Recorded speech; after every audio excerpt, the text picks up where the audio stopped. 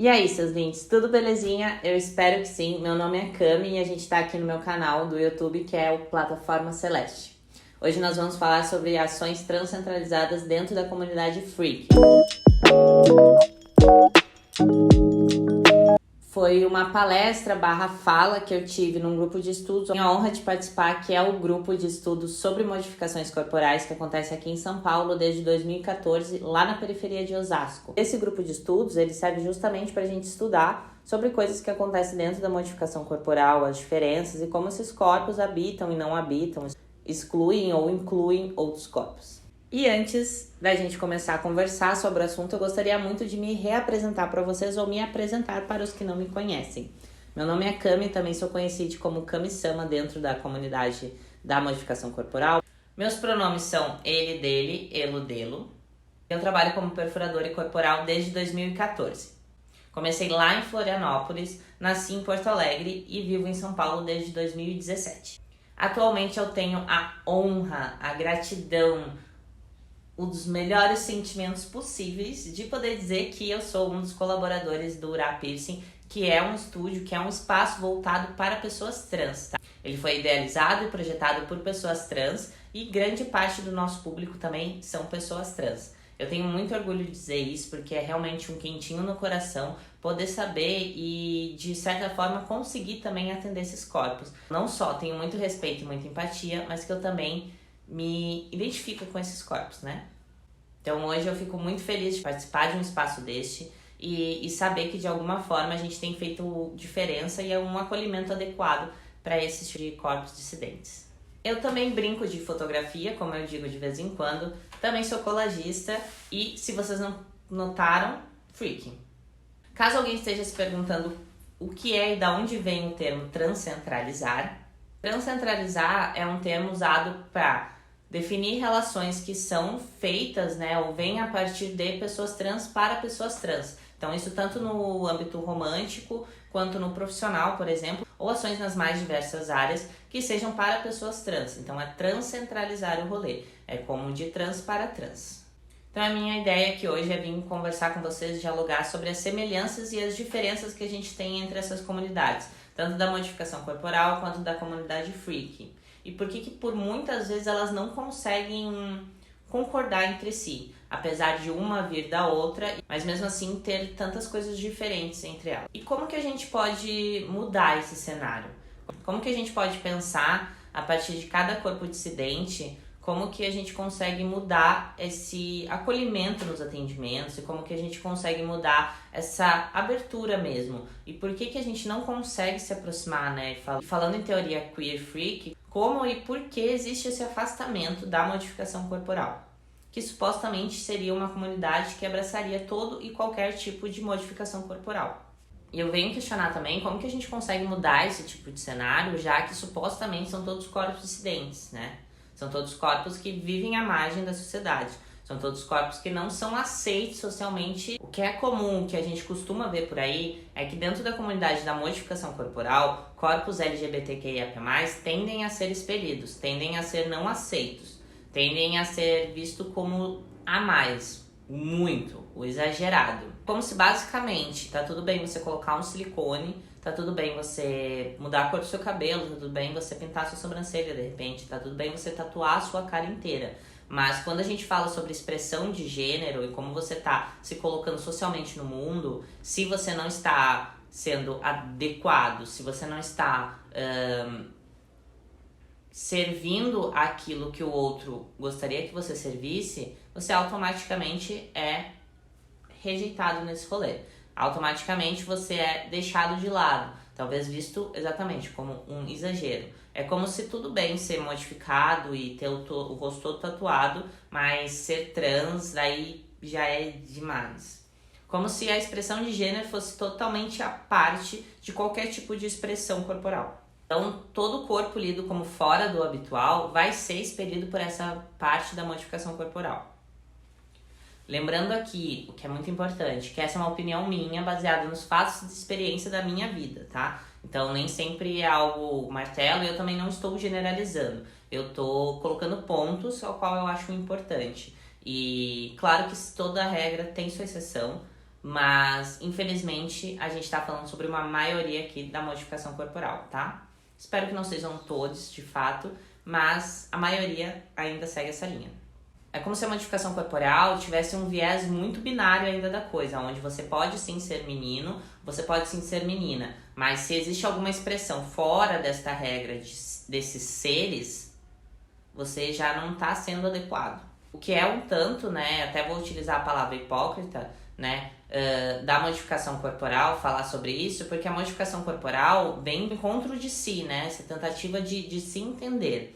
Mas quando a gente fala isso sobre uma afirmativa de gênero, isso já não é bem lido, né, isso já não é bem visto. Modificar socialmente o seu corpo através de uma expressão de gênero já é lido como uma aberração. Vocês estão me entendendo? Vocês estão entendendo o ponto?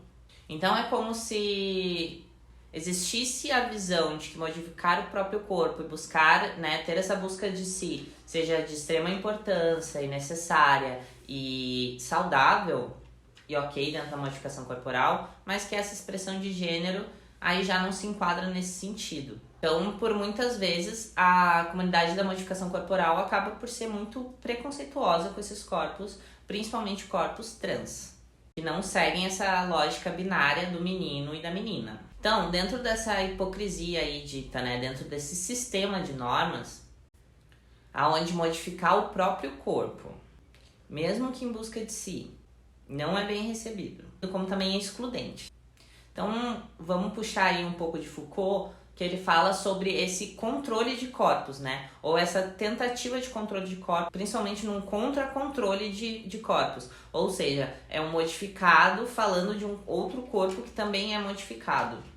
Mas que mesmo que dentro dessas percepções aqui, que seriam algo que se assemelhariam, se juntariam para de repente criar mais força, é repelido justamente por não ter um entendimento maior sobre esses outros corpos. Então, o que eu venho observado é que a modificação corporal lê a comunidade freak, ou pessoas trans, ou pessoas que fogem desse sistema, né, heteronormativo como aberração, como exagerado, como militância demais, como se não precisasse desse tanto, sabe? E agora eu trago uma história triste, porém bem real, que aconteceu comigo. Foi que logo no começo, né, que eu comecei a expor isso pro mundo, os pronomes que eu gostaria de utilizar, que as pessoas me chamassem, como que eu tava me portando, e quando eu comecei a me expressar, né, de outra forma, de outro gênero, socialmente, eu cheguei a escutar que ia ser muito difícil para essa pessoa se adequar aos pronomes e que eu deveria me acostumar com isso e que era muito difícil para essa pessoa, então, tipo, eu que lutasse.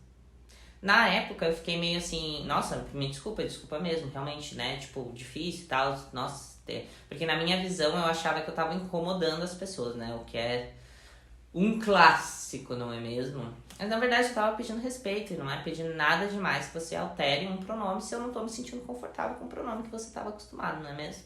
Mas cheguei a escutar isso, de que ia ser difícil demais, de que ia ser ruim, de que ia ser muito pesado, então que eu que lidasse com isso. E eu não sei se vocês entendem isso, mas hoje em dia eu entendo que na verdade era só uma desculpa para poder errar os meus pronomes em paz, para que eu não causasse nenhum desconforto ou que, enfim, que literalmente eu ficasse desconfortável, mas que essa pessoa ficasse confortável. Afinal, ela é uma pessoa preconceituosa e daí a gente lê também como transfobia, né? Cada vez mais eu entendo que essa situação que eu passei, por exemplo, nada mais é do que transfobia.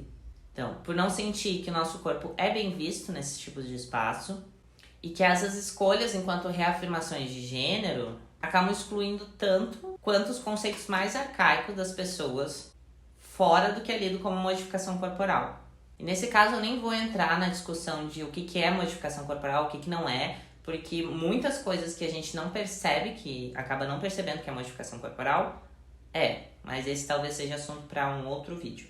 É assim, que mesmo estando dentro de uma minoria, que é a comunidade da modificação corporal, acaba se reproduzindo um sistema que é uma estrutura já imposta, que tenta por definir os espaços, né? Então, tenta por definir aonde, quando, como e principalmente com quem eu, enquanto corpo queer freak, devo andar. Então, nesse corpo que vos fala aqui, eu me entendo e entendo enquanto um não lugar. O lugar desse não lugar enquanto corpo freak é uma experiência compartilhada por todas as pessoas trans.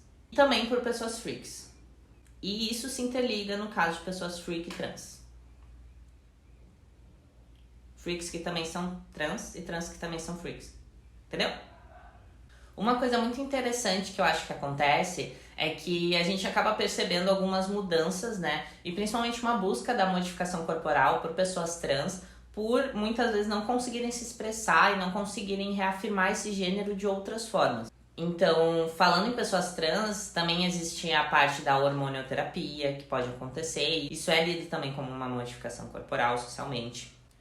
E o adornar o corpo com tatuagens ou piercing acabam se tornando uma possibilidade subversiva de autoafirmação e afirmação, não só de gênero, mas de si também. Uma coisa que se percebe, principalmente dentro da comunidade trans, é que existem muitas pessoas que não conseguem se reafirmar em gênero de outras formas, né, com hormonioterapia e afins, outros tipos de procedimento, e acabam buscando da modificação corporal para esse viés mais extremo, digamos assim, e mais permanente também, da questão de para fazer tatuagem, piercings e afins. Então isso acaba sendo uma autoafirmação, né? Uma autoafirmação, uma afirmação de gênero e uma busca de si. Então isso acaba se tornando uma possibilidade subversiva de autoafirmação. Então eu percebo, enquanto corpo queer freak, que existem muito mais de mim por aí.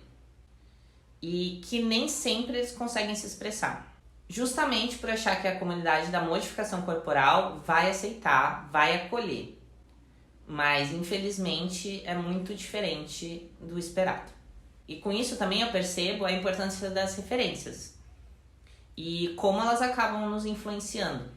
Então foi através da minha identificação também, da falta de referência, né? Essa busca por referências, né, de corpos. Eu comecei a procurar similaridades. Esses corpos que minimamente sabiam ter empatia. E deste não lugar, né? E daí foi que eu achei a comunidade freak. Pois eu, enquanto corpo queer, eu comecei a perceber que as modificações corporais, né? Que as modificações corporais, a partir de uma afirmação de gênero, não eram bem vistas dentro da modificação corporal, dentro da comunidade da modificação corporal, como eu falei um pouquinho antes. É como se rolasse uma aversividade da modificação corporal, além da heteronormatividade, que é imposta e nem sempre questionada. Porque aonde meninos vestem azul e meninas vestem rosa, aonde eu que visto roxo me encontro. E eu tô literalmente de roxo, isso não foi combinado. Com o tempo eu fui entendendo a necessidade de transcentralizar. Olhando para esses corpos e tentando entender como que eles conseguem ser acolhidos. E como que eles têm que ser acolhidos. Aí eu comecei a buscar um atendimento muito mais inclusivo, né? E tornar os espaços que eu trabalho mais inclusivos também. Então, no meu caso, deixou de ser só um atendimento, porque eu não só estou sendo gentil com esse corpo, mas eu também me identifico com ele. E assim, eu torno o espaço mais acolhedor. Fazem toda a diferença para que corpos dissidentes se sintam confortáveis em utilizar esses espaços, em existir nesses ambientes. Então, como além da placa, a gente consegue tornar os espaços mais inclusivos? E quando eu falo inclusivo, eu não só estou falando de corpos trans, mas eu estou falando de todos os corpos excluídos socialmente. Todos os corpos que fazem parte de algum tipo de minoria. Todos os corpos dissidentes que sofrem opressão de alguma forma. E que precisam e podem e devem e merecem ser atendidos de uma boa forma, né? De uma forma minimamente decente. Porque enquanto alguns acham que eu tô fazendo muito, na verdade pra mim é o mínimo do mínimo. Então é oferecer conforto e segurança, para além do material devidamente embalado e esterilizado. A ficha de anamnese com espaço para pronome. Respeitar o nome social. Um banheiro sem marcador de gênero.